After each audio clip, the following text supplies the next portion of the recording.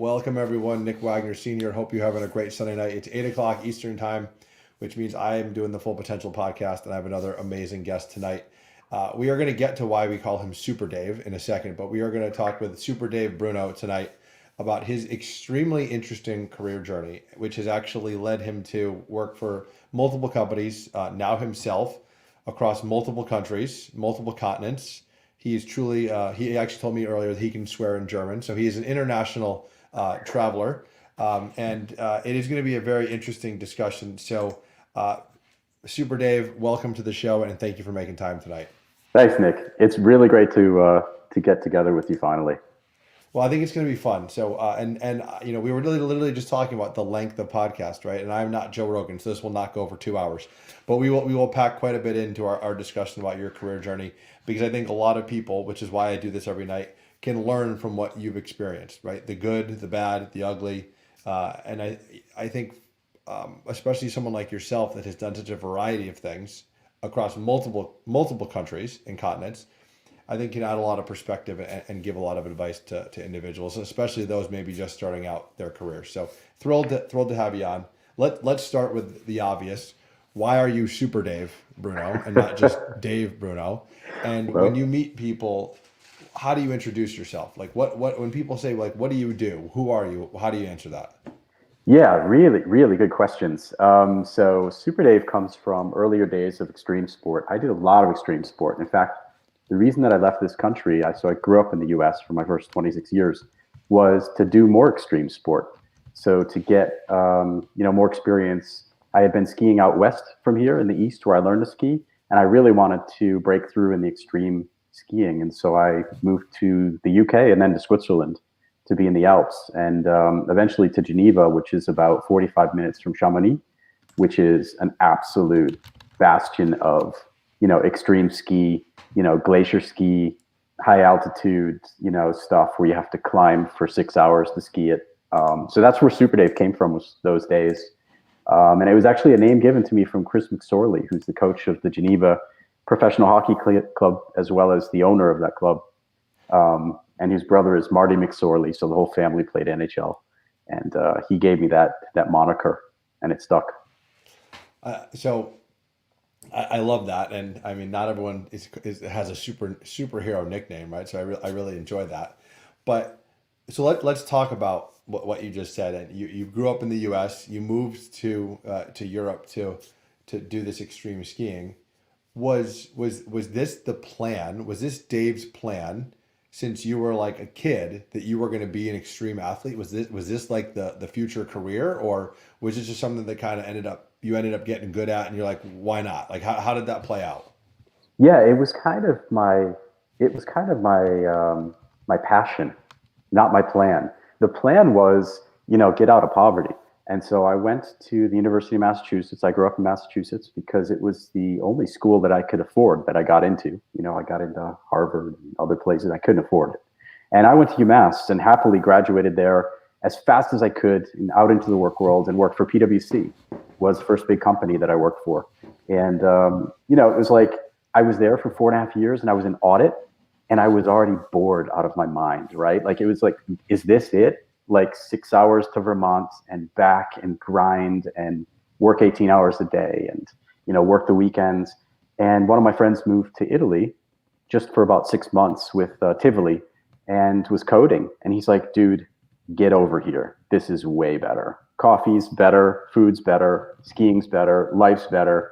And I did. I just, I told PwC, I was like, I really want to go to Switzerland. They're like, okay, kid, we'll put you on a program. So sort of 4 years from now, you can learn the language and maybe we'll get you over there. And I was like, no, I'm going in like 4 weeks. Like, will you back me? And the answer was no. And then all of a sudden, after about 4 weeks, the answer was yes. Oh You wow. got to be persistent.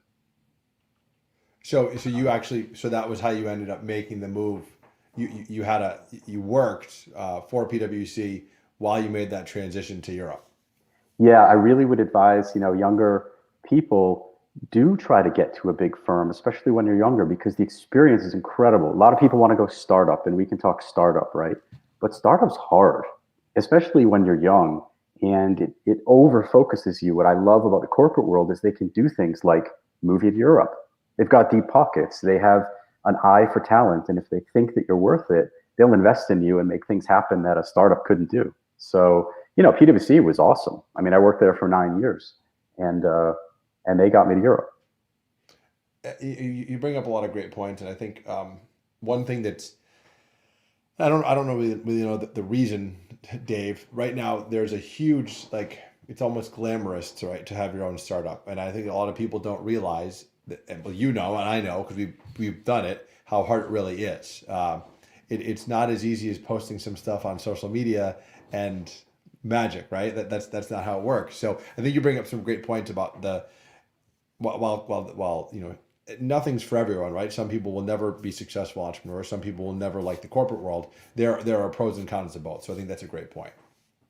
Yeah, it took a long time for me to get comfortable. So a lot of my friends actually learned coding at the university. I learned accounting because it was the thing that was most likely to get me to stable income and out of poverty as quickly as possible. I was scared of coding because it was like, what do you do? This was, 94. So it wasn't Right. really clear what you do with coding. Today, it's much more clear. Like everybody wants to code because the paths to revenue are quicker and more known.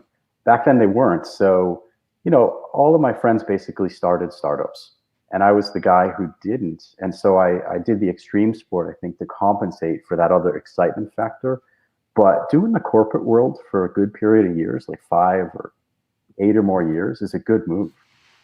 So You learn a lot. I want to ask you about this passion for insane adrenaline driven fun that you call extreme sports. Did you learn things in this extreme sport world that helped you with your career? Like, are there things that you think you're like, I'm more successful in my career because of my passion for these extreme sports? Do you ever thought Absolutely. about that? Oh my God, yeah. The parallels are all there. A lot of, at least in Europe, a lot of the people who become, senior level management were either in the military or did some kind of extreme sport. And you'll notice here in the US as well, like a lot of athletes end up in very senior positions because they're used to a lot of things you need to do, like that focus, that 4 a.m. get up and grind, do physical work and then do mental work, trying to supplement your physical work to get better than other people. That competitive drive, not only in sales, but in all kinds of jobs, is super helpful. So the extreme sports taught me, a lot of lessons over the years that I applied to corporate. And you're obviously, you're here, you're walking, you're talking, so nothing too bad obviously happened as far as crashes or anything with the skiing, it sounds like. Yeah, a lot of bad things happened. I mean, doing sports to an over addicted level is not something that I'd recommend. Um, so my last race was in 2014. So skiing became many other things. It became rock climbing and alpine climbing, and kind of canyoning, and the things that I saw over the years were very enriching. You do a lot, meet a lot of really cool people, intense moments in life, where you don't know whether you're going to live or die. And I think that when you bring that back to the office, people are almost in awe of it. They respect it. They respect that. Wow, he did what? Like he summited that mountain. And what did I do this weekend? I watched TV. Like, why is that? And so you bring a lot of like strong things out of other people, and you end up being a leader, I think, through some of that, what you're demonstrating in life, because people really follow that. Interesting. Interesting. Yeah, you're my first guest that has done, I think, any extreme sport. So I appreciate the perspective, which is why I wanted to dig into that. So let's talk about after PwC. So you started in the U.S. You moved to Italy. You were there with them for 9 years. Why leave PwC, and what was the next thing you did? And I always like to talk about these pivotal points because you probably could have spent your whole career at PwC. Let's be realistic. They would have, especially if you were doing well there, they probably would have loved to keep you. Why move on to something else? Here comes the mic drop. I got fired. How many people on your Interesting. show say they got fired? I've been fired twice. Okay, Um, tell us what happened. I won't go into super lot of details, but basically, major disagreement with a new American boss who had just moved to Europe and had a strong view about invading a certain country at that time that I didn't share. And, yeah, he really kind of drove me out based on my difference in view about that, because you do talk about things at work and at dinner and with the long hours that you work. And yeah, I chose my way and he chose his way, and that's okay. At the time, I was the lead salesman and consultant on a big client, and so I was also kind of a threat to the new guy coming in. So I think that worked out well for him. Um, but yeah, that's how corporate world is, right? And I landed in a better place out of that because I was dead ending there. I didn't really want to become a partner. I was conflicted with the whole accounting thing. I was like, is this it? Like, again, after 4 years of being in Europe, I was like, is this it? And so it was the perfect breaking point for me. It actually gave me kind of 9 months off paid to really think about what I wanted to do. And I ended up Yeah. going to work for a much better local company, which is also an international powerhouse called Credit Suisse. So, yeah. And so yeah, you're not the first person to say they've been fired, but it is not something that I think a lot of people like to talk about. But I think and look, I do this show so people can hear about other people's experiences, and I think you bring up a really interesting point that for you, this actually ended up being a good thing, right? That you ended up realizing, like, you know what, this isn't where I want to be. This isn't what I want to do for the next 30 years, and you were able to make that change. What just for there's a lot of people right now, Dave, as you know, that they're out of work, right? Yeah. Because of COVID specifically. Any advice for those individuals, based off of your experiences being fired yourself, that you would share with someone who just lost their job? Not necessarily even their own fault, right? But because of COVID and because of the current economic situation. I mean, I was really upset because I was kind of married to the firm. I had lived through that firm. I knew a lot of great people. My friends were there. And it's interesting. First lesson: who picks up the phone and calls you? They're your friends. You're going to hear silence that first week. And the four people that pick up the phone and call you were actually your friends. You don't know who are your real friends versus just people who were kind of playing various games until you get fired. That's And then you true. figure it out. And that's super valuable to know. All the people who called me on the days after I was fired from PwC are still my friends to this day. And that Wow. was 2003 while the invasion was going on. So, yeah. That's a really interesting point. And I've heard other people say that because I think it's one of those things you just don't know until you have that situation, because those are the people that are probably going to help you figure out what's next. So I think that's a great point. Yeah. And some of the original people from PwC who were the partners that I worked for, I'm still in contact with, especially now that I moved back to the US last year. Right. It's just we're in the same time zone. And funnily enough, one of the guys who was my original mentor, he ended up kind of following my lead, went international, lived in Hong Kong and then Japan, ended up marrying a Japanese woman, and is living in Tokyo now with his kids. So isn't it funny? That is funny. We all learn from each other. No, absolutely. Yeah, no, absolutely. So you moved to Credit Suisse. What was the role at Credit Suisse? And I'm going to guess it was a different experience because Credit Suisse is a European based company, whereas PwC was a US based company. Yeah, PwC is internationally based, so it's different partnerships in the different countries. But Got I it. was Okay. still working for the American firm, and so then switching to a Swiss company, like true blue Swiss company, was, even though that's also a very international company, was like, wow, this is different, because instead of having that sort of American leadership style that you're used to here, my next bosses were Germans and Swiss people and French, and therefore had completely different styles and expectations of people. You have to have, in that context, a much softer style with the team. It's not as brash. It's not about I and me and we're going to whatever Hmm. destroy the world on sales. It's more like, how are we going to work together? A lot of coffee, a lot of sitting together, a lot of listening, a lot of understanding each other. And that different European management style really, I think it took some years for it to sink in. No, absolutely. And so I want to ask this question because I think a lot of people dream of being able to work for an international company and work outside of their home country and try working in other parts of the world. For you, what was the best part of that, the opportunity to work with people globally and live in other countries, And what would you say would be like the most challenging part of that? Well, for the American crowd, and especially for younger people who are thinking about going abroad, I would say, learn a language as quickly as you can and not the school book. Spanish. So my son is obviously multilingual, and being in the school here, he's like, Dad, why do the kids try to sound so funny in Spanish? And I'm like, what do you mean? And he's like, well, they say things like se habla español and like this really weird. He's like, when you learn a different language, you actually have to totally immerse in that. And the way that you speak a language also involves your body language and the way that you take time to speak with someone, your facial expression changes, and therefore you really need to be in the culture.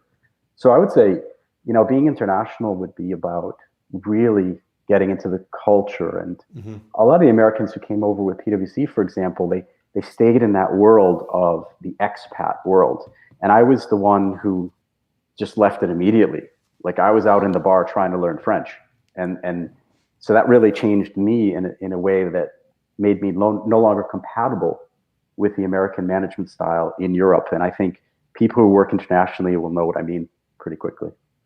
Interesting. Yeah, no, I think that's a great point. And and it's no fault of those individuals trying to learn a language in the classroom, but I think to your point, right? Like if you immerse yourself in the culture, it's just going to be you'll probably learn it more quickly, and you'll probably actually enjoy it more too at the same time. So I think that's great advice. What about something that was like really challenging for you? Moving abroad and working internationally.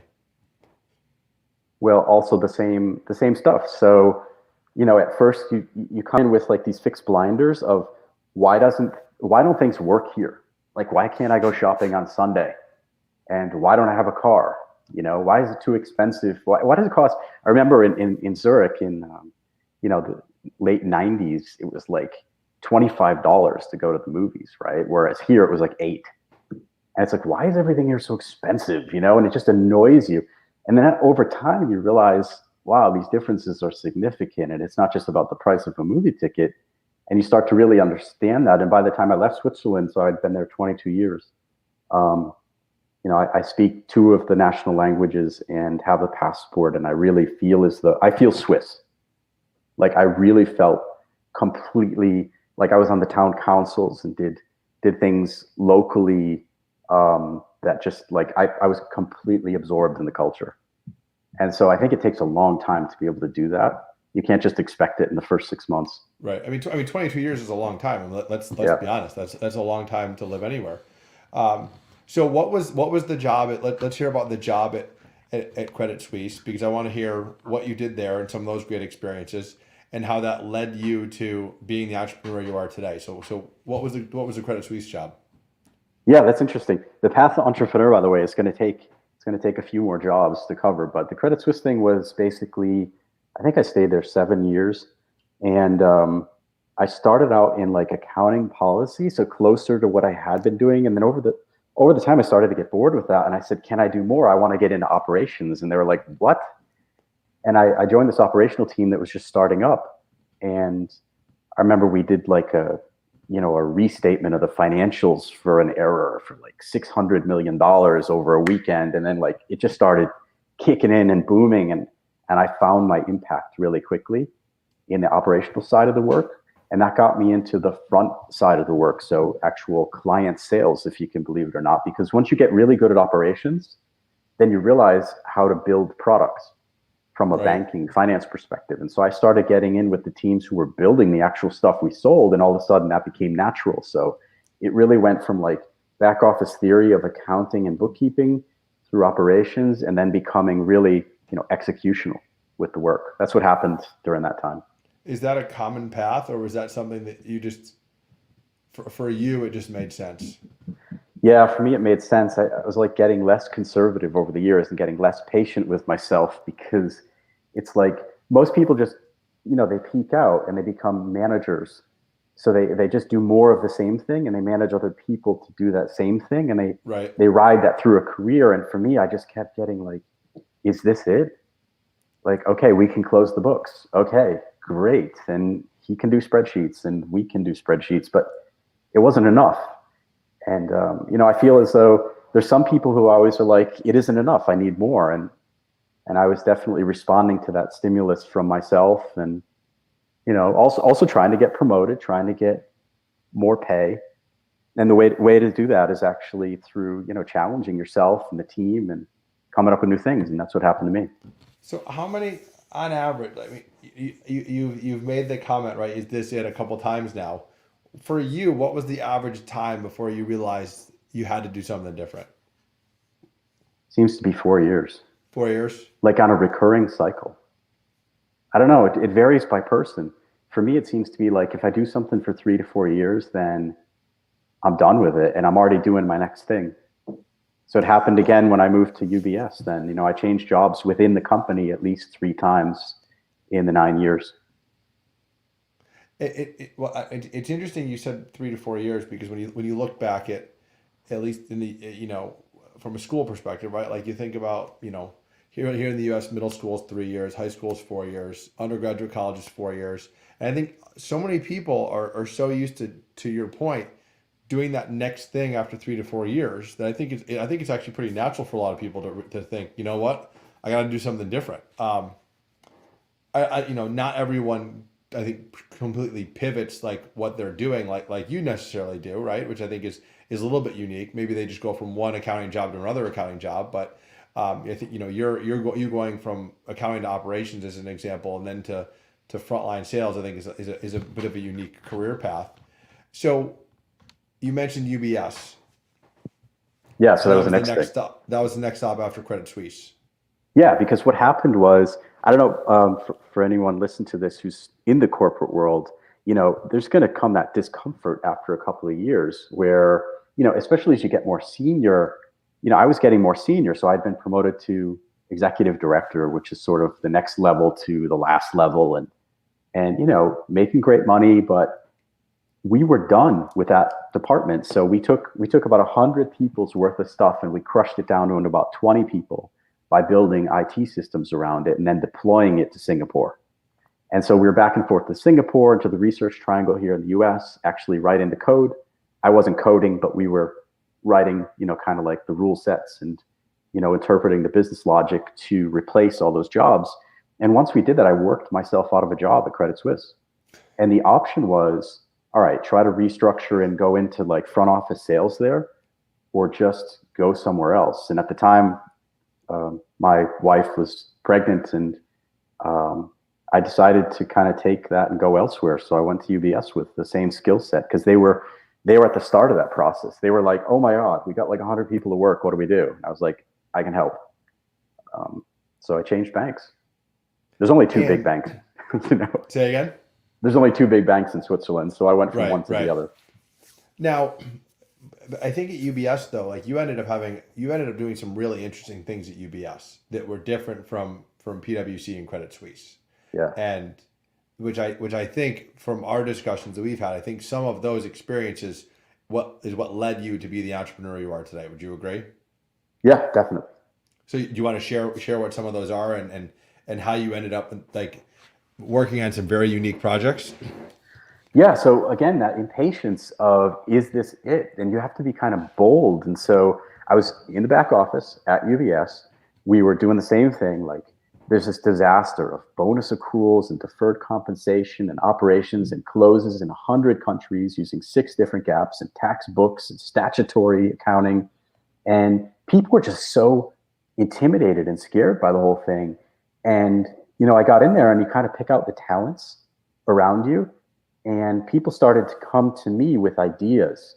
And if you become the idea collector and kind of the fire starter, some kind of a fire starter, the guy who's like, yes, we can do that. Let's try. Right. What can you do? Show me what you can do. What else do you need? You need the guy who can actually figure out how to do the ledgers for that. I'll be right back. And I go find that guy in the bank, and I start to build. And you become, I was becoming the leader because I was leading people by accident, actually, just by provoking that, spotting the talent and seeing where they wanted to change things, because people aren't satisfied just doing the same work over and over. A lot of people aren't. Right. And so that's how the innovation thing really started. So I was doing that, and we created like bespoke reporting for the CFO so he could actually trigger, what he wanted to see. So what would be the impact if I did this? versus the other thing. And that would take like months for accounting people to figure out. And we just like automated it and said, all right, we can give you results in like half an hour. Is that good? And doing that kind of work like positioned me to do more. And so then I called up, when we got to the same point where things had been automated, I called up the president's chief of staff and asked basically, what do you got going on up there? And she was like, who the hell are you? You know, like, what do you want? And I was like, well, I heard you're like looking for some people who can do strategic things, and I'm probably one of those. So, and she basically put down the phone. And then the next morning, she's like, you pissed me off. Get in here. Let's talk. And I went and met with her and then with the team, and it was like awesome. It was like they needed exactly that. So let's pause for a second. Why did you piss her off? What was her reason? Well, because I called her out of the blue, and I'm like, I heard you got stuff going on. And I think it probably comes across as arrogant when you do that, right? Like, I wasn't meaning to be arrogant, but I was literally like, I'm bored down here. Like, don't you have anything that's like of more importance to do? And she certainly did. So was that like a bold American move? I think so. Yeah, Euros don't typically do that. So, but she really, I think, in the end, I think she appreciated it, you know, because she needed some help. So what did it lead to? Like, what did you end up getting to do by asking? Because I love how you're not going to get a yes if you don't ask. So I love the fact that you asked. Yeah. So Simone is her name. She's a fantastic lady, and basically she needed help with the strategic initiatives that were on the table at the time, because they had just been designed like by McKinsey and other, you know, the high level consultants can never really execute on a strategy because you have to be inside the company to pull all the triggers and make things happen. And so she needed someone to, you know, run it as a program and make it go happen. And so that's exactly what I did with some other people. We just formed a little scrum team around that and just said, what can we do? You know, and started firing on all cylinders. Like, let's take this piece and let's put all our guns on this and just start shooting and see what we can make happen. And things started happening through the organization, and we could measure the change. I think, you know what I mean? Like, you're in HR and you probably have metrics and measure how people feel. We started to measure how people felt about the place that they were working for the first time. So that was kind of cool.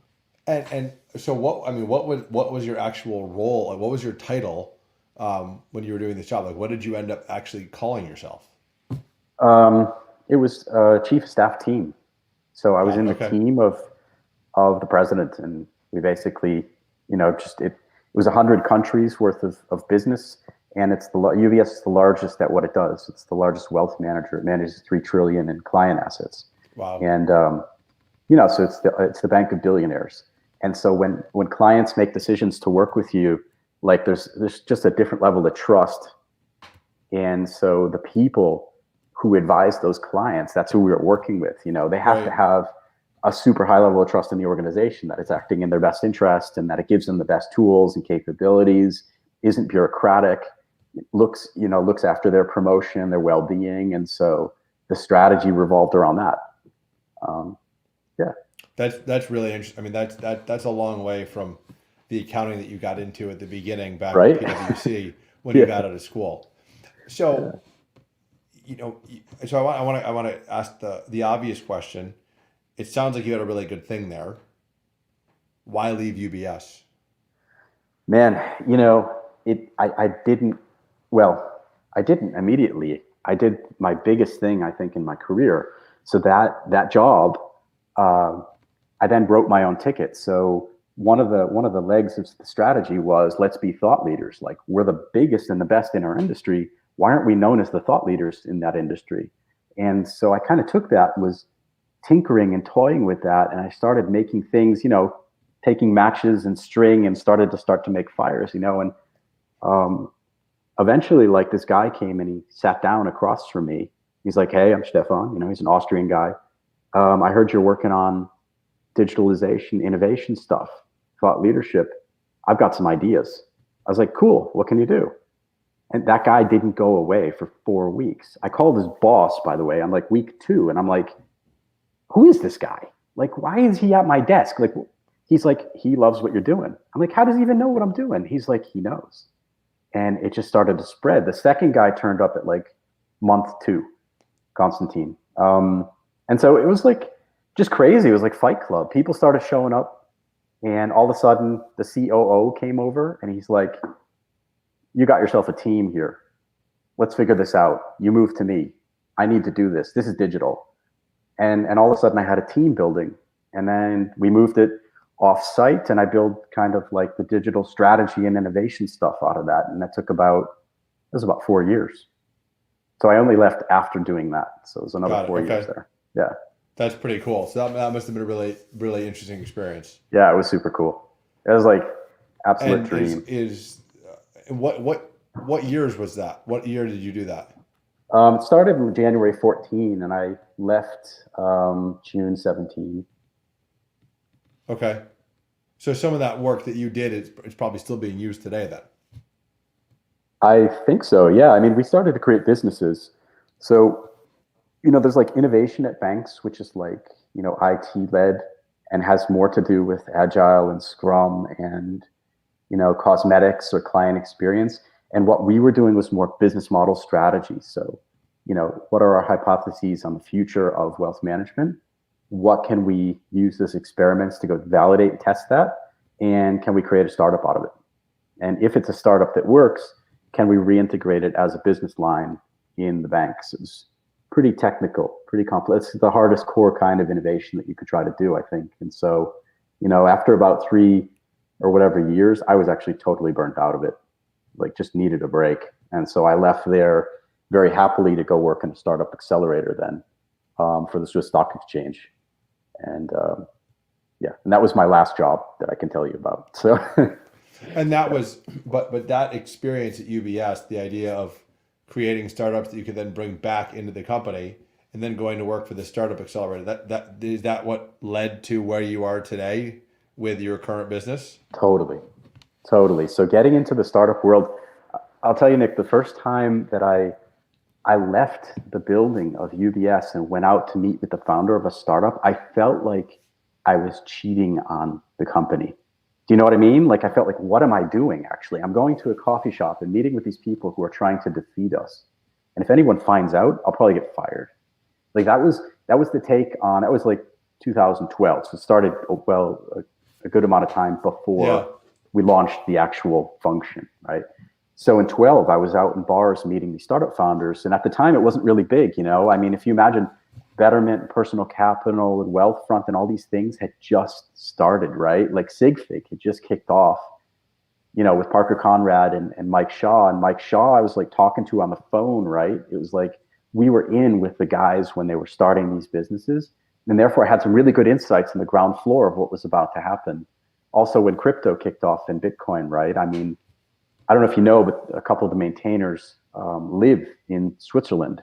And so knowing those people and being on the inside of crypto was like insane times, so it really positioned like finance and change in an industry really well to be in the ecosystem or the center of where it was happening. So and this is where this is gonna be fun because I want to talk about what you're currently doing today, because I don't know many people that call themselves like a venture partner or a venture builder. You're gonna have to explain to our audience what on earth that means, right? So yeah, cool. You own Red Planet Ventures, but what do you do, Dave? Like that, I think that's the question that people wonder. Like what does a venture builder do? Like do you help businesses grow? Like do you start businesses? What's the deal? That was a really well formulated question, because yes, and that's it. So we either help a founder that we believe in to grow their business, because a lot of times what you have is a founder who's really good at technology, but really doesn't want to do sales, or vice versa. Really good at selling, but has no clue how to build up their tech stack. And so most founders need some help to get off the ground and get angel invested. And then the second piece is origination. So we just launched Red Planet Ventures in August this year, so it's brand new. And we're just getting around to origination now. And by origination, I mean that in the finance sense of you look out into a green field, you see where a business needs to be, and then you build that business, and make it happen before others do. So really originating that new industry or business model. So we're trying to do both. But I love working with existing founders because it's totally fascinating work, And so you're almost you're basically a consultant then with the existing founders, and you go in and you help them with what they're doing. I guess my question for you is, how on earth do you find these individuals? Like, how do you find these people that you work with? And the reason I ask that is because, there's I mean, name how many startups there are right across the world, right? There's I can't even tell Hundreds you of how many, thousands. but Yeah. how do they find you, or how do you find them, and how do you take the knowledge that you've had and help them? Like, what's that process look like? Yeah. The relationships tend to come inbound and naturally, meaning that either I'm talking about a problem or something that attracts a person because they believe the same thing. It's Simon Sinek type stuff. So they believe there's the same problem. So I'll come into contact with a person, and most of the people I come in contact with, we don't end up working together. But I believe in like really long-term relationships, and so I'll just go back and poke people a couple weeks, a couple months later, and say, "Hey, how did it turn out with that?" Um, and if they're still going and we're still engaged over time, we start to work together. One of my things is that I won't charge someone unless it's a price that they can pay and feel is fair, right? And it makes sense in the stage of their business model. So it's So like that is give, really give. interesting. Yeah, it's like give, and then maybe you'll get something out of it, maybe not. A lot of like true consultants, they'll go in with hourly rates, or they'll want to take a big equity stake, or accelerators will do the same. They'll take like Right. 6% equity. We kind of leave it open at the start and see how things go, kind of like figure it out as we go, because then you get to know the founder and what their struggle is. Okay, their struggle is growing international sales, or their struggle is, scaling up integrations, and it's a SaaS business or whatever. And only when you really understand that, and then you can actually talk about money. I don't feel comfortable talking about it before you get to that stage. That seems very unique in my eyes, as far as a model goes, because I think to your point, I think a lot of people think consultant, or they think immediately, what's your hourly rate, right? Like, what are you going to charge Yeah. me for this first conversation? How do we go from there? So Gross. it's a really interesting model, and I think what I hear from talking with you, right, which I think is a really good takeaway for my listeners, is that your entire business model is built off of relationships and trust. Yeah, absolutely. I hope so. I hope other people would think that and say that. It's the feedback that I get. I feel really good when I get like a thank you on LinkedIn from people, and they'll post up and be like, "Super Dave met us this week. It didn't cost anything. We're just having this problem. We talked with them, and we feel better, and we feel like we know where we're going." I feel great about that, because eventually, if they're running, it still is going to require help, and they'll go back to a person they trust and ask again and say, "Hey, I got the flywheel running, but now I can't do the following things. What do I do now?" And at that point, you can keep the relationship going. But I feel like it's really important to have 1, 2, 3, 4 years together before you, like, yeah, it's just the same as getting married, right? Like, you don't want to ask too early. So No, it's just based off of what you're doing. I mean, like, I think for a lot of people, Dave, that have not started their own business, that are listening, right, that have only done corporate, or they've worked for someone, they're like, or they work in the government sector, or name the non-entrepreneurial thing that they've done. Owning your own business it's probably one of the most exciting and exhausting things you can ever do at the same time, right? yeah, But it's also if you're the owner, it's your baby, right? So I think that's why I went back to the comment about trust, because I remember when I own my own business, you don't just let anyone come and help, right? I mean, it's because this is yours and you've built it. And so, founders are very, very, I think, territorial, right, about their business and what they've built. So that's why I made that comment, because you must really be good at building relationships to get founders to trust you to do work like that. I hope so. I think you really got to prove yourself with founders, because they're very cynical, skeptical, foundationally territorial people. Yeah, You they know, are. they know their shit, and therefore you can't really mess with founders. Not to mention the mental health issues of founders, which is again in the media right now, Yeah, I right? know. With what I happened. know. So, it's going to keep happening because founders are the savants. They're really the special people. I learned that actually by working with special people and identifying that I was also one. And, I know that sounds weird, but like, I remember it was a person who I was at this conference and we were presenting a startup that I was working on and trying to get funding. And, we're sitting at the bar after, and this lady said to me, she looked at me and she's like, "You're one of the special people, aren't you?" I was like, "What?" Like I had never ever realized that other people saw that in me, what I saw in other people. And so it's like this little click, and founders are part of that. And so therefore, if you get that and you are that, then founders resonate. They feel it. Really hard, and it sounds psychological, but I think under the entrepreneurial community, you know what I mean. Yeah, no, I love that. So I want to hit on a couple questions. Then I always close the show with the same question that I ask everyone about, what's helped you be so successful in your career. But I want to hit on a couple things. So you moved back to the U.S. after being in Europe for 22 years. How is the move back to the U.S. been, right? And do you feel that your international experience is actually helping you and Red Planet Ventures be even more successful? Yes. Super shitty experience moving back here. As you've heard from me previously, I got Lyme. Welcome to Connecticut. Working out after that storm that knocked out our power for 5 days in Connecticut. I'm like, did I move to Africa? Like, what is going on? And by the way, I've been in Africa a lot, so I can say that. Like, it's just the infrastructure and the way that things are here is insanely backwards for what people think of as the idol of, society. But beyond that, I think moving back and bringing that international sense is going to be helpful to the state of Connecticut, because like Patrick, I got to give a shout out if you're listening right now, guy from Yukon who jumped right into Red Planet Ventures and has been, co-founding the business in my point of view. He and I were on the phone with South Africa, Australia, Switzerland, Germany, and the UK this past week.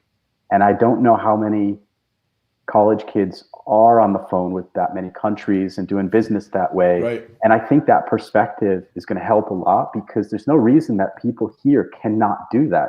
You just got to trust yourself. Like, there's people in the UK who need stuff from here. There's no doubt about it. And Germany, etc. So if you can somehow open up those channels and connections and think internationally, I think a lot of great businesses could be based out of Connecticut based on the talent I'm seeing here and the experience. Just look at insurance, right? Look at manufacturing. So you got to have the confidence to stand that up. Interesting. Yeah. And I actually think, not that there's been a lot of positives from COVID, because it's really flipped the world upside down, but I do think it is helping people open their eyes to the power of this platform of video, right? And you don't have to necessarily go everywhere in person, and you can actually interact with more people globally if you use video and technology, which to your point could be a huge benefit. Yeah. I mean, guys, if you're thinking about leaving corporate, or if you've been fired from corporate, it is the time to stand up your business. I haven't left this office in my house since March, and we've launched a business. We're making good money. We're having fun doing the work. We're learning a ton. I mean, I learned more in the last 2 months than I had in the previous 6. It's just an insane steep learning curve, even for me at 48 years old. Yeah. Picking up new tools, picking up new skill sets, and trying to quickly figure out the client need and then provide that. But I really see when I move back here, I'm like, oh my God, what am I going to do about this? And now I kind of realized there is something I can do about this. And that feels good. I'm sure it does. All right. So one more question, then I want to do our wrap up question. What is the biggest thing you miss about living in Switzerland? Oh, what's like a personal thing that you just absolutely loved about living in the country that you missed now that you're back in America? The peacefulness. And I don't mean that in what way? What do you mean? Not in a political way at all. I mean the actual sense of inner peacefulness that you have walking around the vineyards behind your house and through the woods on a Sunday afternoon or Wednesday after working. It's just a very peaceful place to be. Here it feels very hectic, very rushed. You have to drive a lot. You can't really walk along the road. It's hard to get into the outdoors sometimes. Um, yeah, if you ever go to Switzerland, anyone who's listening to this, just try to like not do all the touristy things. Just enjoy the peace of being there because it's really astounding. Interesting. That's what I Okay. miss the most. Yeah. Very cool. No, I mean, Yeah. I'm not too surprised to hear that because you're such an outdoors person with all the sports, right? And everything you used to do. So I'm not too surprised to hear that, but thank you. All right. So first I want to just say thanks again, Dave, because I know how busy You're you welcome. are with obviously the family first and then running your own business and your own startup. But so thanks for making time to join us and be on the podcast. I'm hoping that whether people are watching live or they're going to, watch on YouTube or listen on all the major podcast platforms, they learn a lot from your experiences. What I always close with the same question with every guest. So you've been super successful in a lot of different ways throughout your career. What is that one thing that you feel has helped you reach your full potential? That one thing that's helped you be successful in your career that you would want to share with my audience? Master fear. Master What fear. do you mean? What do you mean by that? Do not let fear hold you back, but use it as your core energy. You know, when I was a kid, I was scared to jump off steps. I Mm-hmm. was terrified. I ended up jumping out of 400 airplanes and off 25-meter cliffs because I learned to use that energy, which I felt like fear, as an actual energy source to focus my mind and make me sharp in those moments where I needed it most. And it's the same in the corporate world. You got to know not to fear people who are more senior, not stammer in front of the president, but just say your thing. Hey, I think we should do this, and here's why. And people really respect that when you can get over your own fear and they see that, and you can really operate on another level.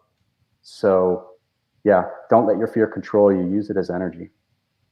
And lastly, any tips on how you actually do that? Oh, point your skis and go. I don't know. I think it's just about identifying it. Like with anything, as soon as you become aware of a weakness, you can correct it. Right. The people who stumble along in life, they aren't aware of their own weaknesses. Those who can quickly identify it and say, I have a weakness, I have a problem, I have a fear, and then address it and then master it, then you're in control of the situation. Okay. So I would try to identify your fears and weaknesses as you go along and not be afraid of them, but actually put them behind you and say, okay, that's a weakness. I'm not dealing with it. I'm going to work on this strength. And that's something that Very, I've always done. very, very, very good advice. So Super Dave, thank you. Thank you. We appreciate it. What I'm going to do is in the show description on both YouTube and the podcast, we'll link to your LinkedIn so people can get in touch with you. And we can also link to the Red Planet Ventures website as well if people people own a business and need your help, Dave, with their business. So I appreciate you making time and wish you the best. Thanks, Nick. It's really, really Thank you, good to meet sir. you. All right. Take care. Stay safe. Be well. All right. Thanks. Bye.